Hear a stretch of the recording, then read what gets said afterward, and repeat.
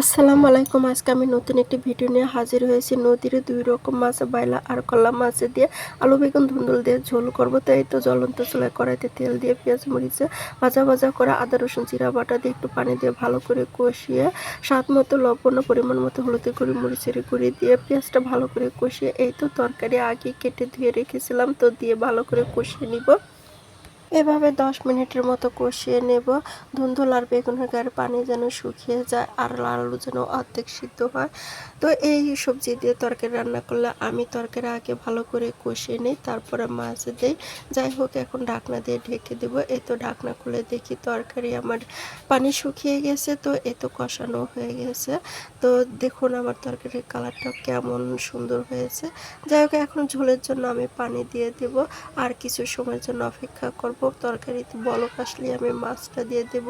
মাছ আমি আজকে ভাজিও নাই বা জালও দিয়ে নেই, নদীর মাছ তো ভেঙে যাবে, এই জন্য আমি আস্ত ভাবে দিয়ে আর লাড়াচাড়া করব না। এই তো আমি দিয়েও দিয়েছি। যাই হোক, তরকারিটা আমার কিছুক্ষণ জাল দিলেই হয়ে যাবে। আমার মতে এভাবে কে কে রান্না করেন কমেন্ট করে জানাবেন না। এই তো তরকারির ঝোলের পরিমাণে ঠিক আছে, এখন আমি এভাবে রেখে দেব। তো এই তরকারি আমি আজকে আর বাড়বো না, কড়াইতে নিয়ে যাব। কড়াই থেকে তরকারি বাড়লে স্বাদ যেন কেমন হয়ে যায়।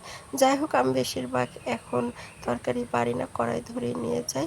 এই তো আমার তরকারির কালারটা অনেক সুন্দর হয়েছে আর খেতেও নাকি মজা হয়েছে।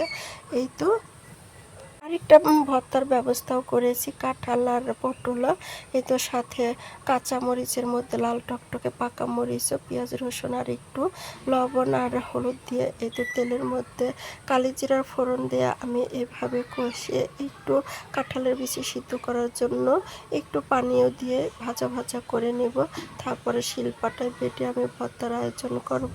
তো এভাবে ভর্তা বানালে খেতে খুব মজা লাগে। আমি তো এই কাঁঠালের বিচি দিয়ে এই সিজনে অনেক সময় এভাবে ভর্তা বানাই। তো যাই হোক, আমি এখনো পানি দিয়ে ঢাকনা দিয়ে ঢেকে দিব। এই পর্যন্তই।